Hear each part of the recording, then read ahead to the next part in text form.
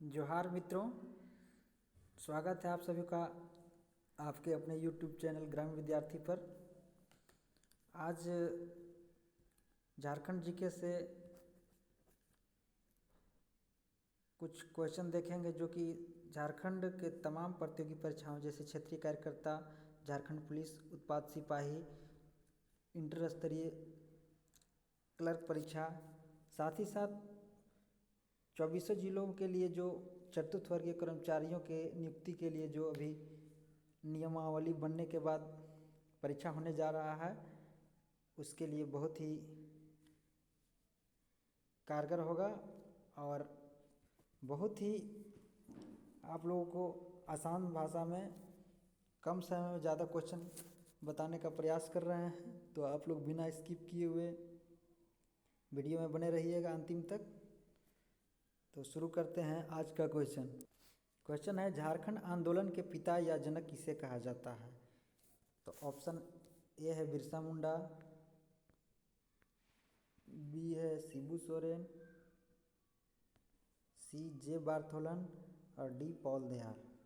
बिरसा मुंडा आप लोगों को मालूम है कि बिरसा मुंडा एक क्रांतिकारी थे जिन्होंने अंग्रेज़ों के खिलाफ बहुत बड़ी लड़ाई लड़ी। शिबू सोरेन भी झारखंड आंदोलनकारी थे और जे बार्थोलमन इनका नाम है। एक्चुअली बार्थोलन कहीं कहीं बार्थोलमन लिखा मिलेगा। इन्होंने झारखंड अलग राज्य के लिए आंदोलन की शुरुआत की थी। पहले ये ढाका विद्यार्थी परिषद के सदस्य थे और ये पाल दयाल भी झारखंड आंदोलनकारी थे। अगला सवाल देखते हैं, झारखंड में अंग्रेज़ों का प्रवेश किस स्थान से हुआ?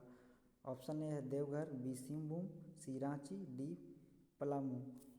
तो जिस समय अंग्रेज़ों का शासन भारतवर्ष में था, उसमें झारखंड में अंग्रेज़ों का प्रवेश सिंहभूम के रास्ते हुआ था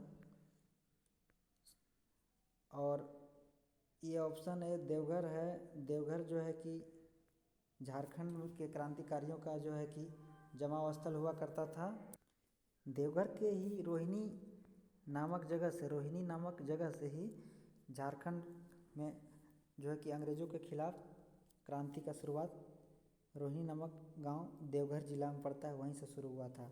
रांची में अंग्रेज़ों के खिलाफ ठाकुर विश्वनाथ शाही लड़ाई लड़ रहे थे, उनको शहीद चौक में आप देखे होंगे। रांची में एक अल्बर्ट एक्का चौक है, उसी के बगल में शहीद चौक है, वहाँ पर जो है कि इनको फांसी पर लटका दिया गया था। और पलामू से अंग्रेज़ों के खिलाफ नीलांबर पीताम्बर, दो भाई थे नीलांबर पीताम्बर, ये लड़ाई लड़ रहे थे। नेक्स्ट है, झारखंड के निर्माण के समय बिहार के कितने भूभाग को अलग करके झारखंड राज्य को दिया गया? ऑप्शन है 44%, 46%, 54% और 56%। तो इसका उत्तर होगा 46%। 46% झारखंड को मिल गया और 54 बिहार उस समय 2000 ईस्वी में। तो ये क्वेश्चन कई बार पूछा गया है, इसको याद रखना ज़रूरी है। अब थोड़ा सा झारखंड के लिए जो एक बार रिवीजन कर ले रहे हैं, बाकी हम लोग को आगे आसानी होगा। झारखंड का राजकीय पशु हाथी है, झारखंड का राजकीय पक्षी कोयल है, झारखंड का राजकीय पुष्प पलाश फूल है, झारखंड का राजकीय वृक्ष सखुआ है, साल, जिसको हम लोग देहाती भाषा में सखुआ बोलते हैं। राजकीय फल कटहल, राजकीय फल कटहल है और राजकीय मिठाई दुधौरी है। तो हम लोग को इसको एक बार रिवीजन कर लिए ताकि आगे हम लोग को अगर इस तरह का क्वेश्चन आए तो कोई दिक्कत ना हो। अगला सवाल है, झारखंड में जनजातीय को भाषाओं के आधार पर दो समूह में बांटा गया है। पहला आस्ट्रिक समूह, दूसरा द्रविड़ समूह। इसको हम लोग को जान लेना बहुत ज़रूरी है क्योंकि कल हम लोग झारखंड के ट्राइब्स में 2 ट्राइब को पढ़े थे। झारखंड की सबसे बड़ी जनजाति संथाल झारखंड की सबसे बड़ी जनजाति है और उरांव झारखंड की दूसरी बड़ी जनजाति है। तो यहाँ पर हम लोग कुडुख और मालतो भाषा द्रविड़ समूह की भाषा है। इन सभी को छोड़कर सभी आष्टिक समूह की भाषाएं हैं। तो अब हम लोग यहाँ से समझ गए कि कुडुख और मालतो केवल दो ही जो है कि द्रविड़ समूह की भाषा है, बाकी सभी भाषाएं आष्टिक समूह की हैं। तो चलिए हम लोग इसको जान गए कि झारखंड में भी जितने भी जनजातीय हैं उनको दो समूह में बांटा गया है। पहला आष्टिक समूह और दूसरा द्रविड़ समूह। यह भाषा के आधार पर बांटा गया है। कुडुख और मालतो भाषा द्रविड़ भाषा समूह की भाषा है। इन दोनों को छोड़कर सभी आष्टिक समूह की भाषा है। अगला प्रश्न है, झारखंड में सर्वाधिक जनजातीय संख्या वाला जिला कौन है? तो झारखंड में जनजातियों की संख्या हम लोग जानते हैं 26.2% है। अब यहाँ पर है ऑप्शन है कोडरमा, बी पलामू, सी रांची, डी गुमला। तो इसका आंसर हो जाएगा रांची। कोडरमा अनुसूचित जाति में न्यूनतम सबसे कम है यहाँ पर, सबसे कम अनुसूचित जनजाति ट्राइबल।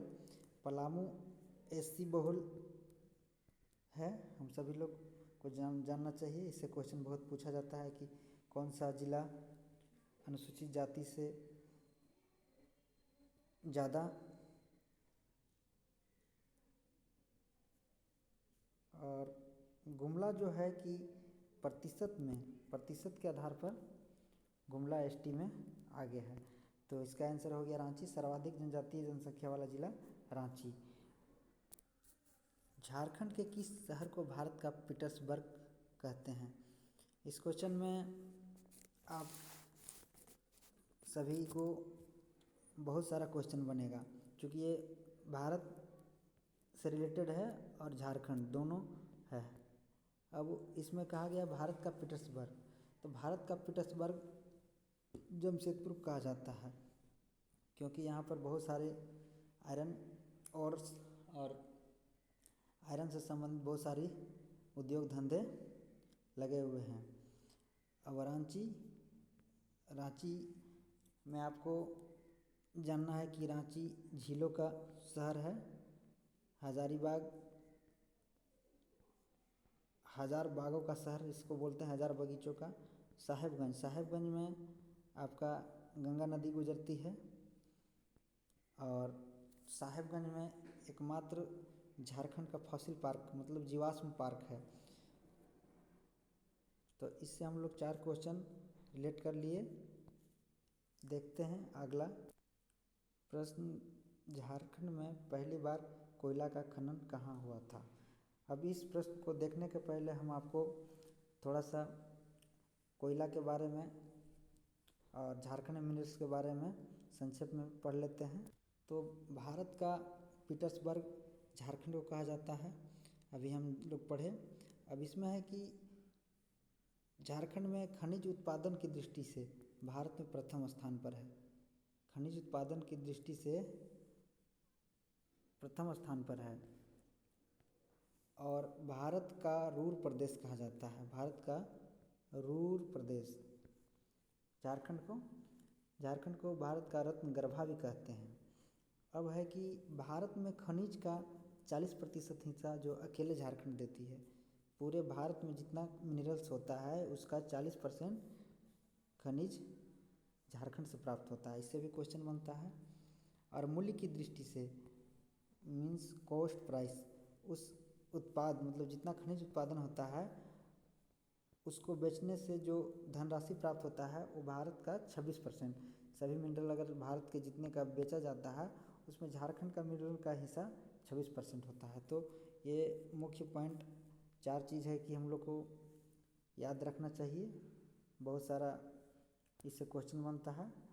अब देखते हैं क्वेश्चन, झारखंड में पहली बार कोयला का खनन कहाँ हुआ था? पतरातू, सिकनी, झरिया, खलारी। तो झारखंड में पहली बार कोयला का खनन झरिया में हुआ था। अब हम अभी कोयला के बारे में संक्षेप में पढ़ लेंगे। आज का चूँकि झारखंड में बहुत सारे अयस्क पाए जाते हैं, 40% पाए जाते हैं, तो कोयला, बॉक्साइड और आयरन ओर, यूरेनियम, बहुत सारे चीज़ पाए जाते हैं। तो आज कोयला के बारे में हम लोग देखेंगे। झारखंड में पहली बार कोयला का खनन झरिया में हुआ था। पतरातू में भी कोयला की खाने हैं। सिकनी जो है कि पलामू प्रमंडल में लातेहार जिले में पड़ता है। और खलारी में बहुत सारे कर्णपुरा क्षेत्र के अंतर्गत कोयला खदानें आते हैं। तो कोयला के बारे में आज देखते हैं संक्षेप में। कोयला और झारखंड में कोयले से क्या क्या संबंध है।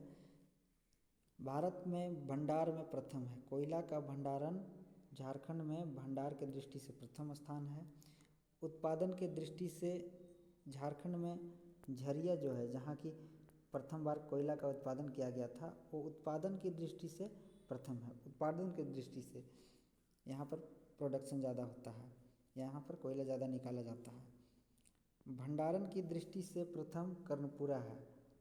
भंडारण मतलब इसका क्षेत्रफल ज़्यादा होगा, यहाँ पर भारी मात्रा में कोयला है, बट उत्पादन झरिया से ज़्यादा होता है। झारखंड में 95% कोक बनाने योग्य कोयले की खान है। झारखंड में बहुत ही अच्छे तरह का कोयला मिलता है बाकी अन्य राज्यों की अपेक्षा में, जिसमें 95% कोक बनाने योग्य कोयले की खान है। झारखंड में कोयला गोंडवाना क्रम की चट्टानों से प्राप्त होता है। इसको भी याद रखना है हम लोगों को, इससे बहुत सारा क्वेश्चन पूछा जाता है। तो शॉर्ट में भी हम लोग झारखंड को देख लिए कोयला के मामले में। अगला दिन हम लोग देखेंगे, एक दिन बॉक्साइट के बारे में, एक दिन आयरन के बारे में, यूरेनियम के बारे में, अब्रक के बारे में। अभी अगला क्वेश्चन देखते हैं। क्वेश्चन है झारखंड में यूरेनियम किस जिले में पाया जाता है। पूर्वी सिंहभूम, पश्चिमी सिंहभूम, सरायकेला, दुमका। अब यहाँ जानना ज़रूरी है, इसका आंसर होगा पूर्वी सिंहभूम। और यूरेनियम पूर्वी सिंहभूम में मुख्यतः जादूगोड़ा, तुरमडी और नरवा पहाड़ 3 खदानें हैं। पश्चिमी सिंहभूम लौह अयस्क के लिए फेमस है। लौह अयस्क के लिए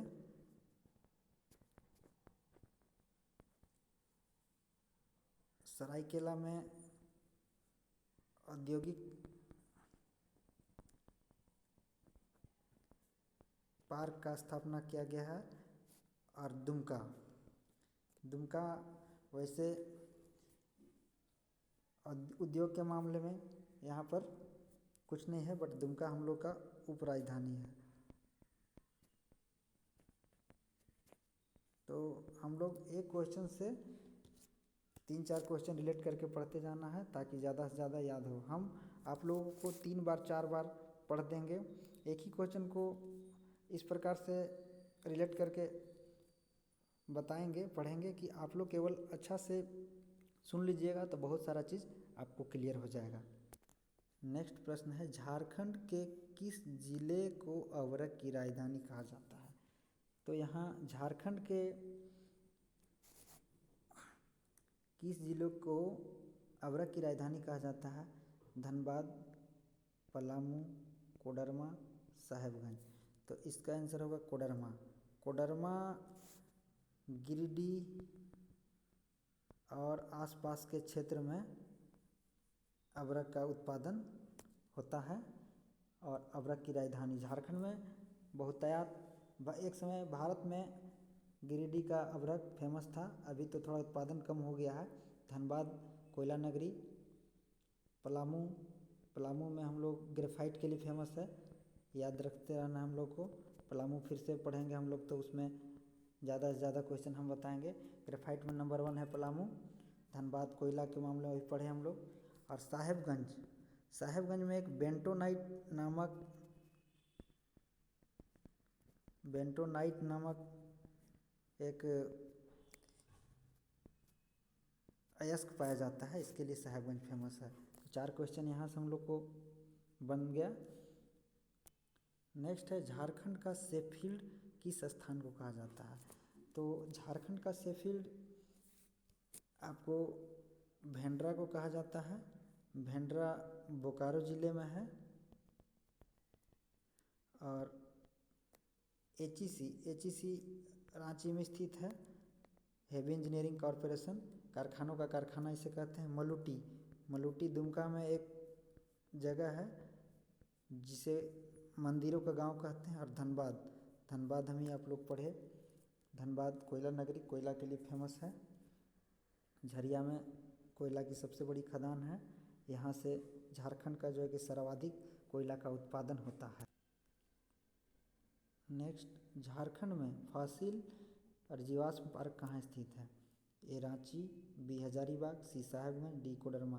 अभी थोड़ा देर पहले हम बताए थे इसके बारे में कि साहेबगंज में स्थित है जीवाश्म पार्क। बहुत बार क्वेश्चन ये एग्जाम में आ गया है, कभी फॉसिल पार्क पूछता है, कभी जीवाश्म पार्क, इसलिए मैंने बना दिया है।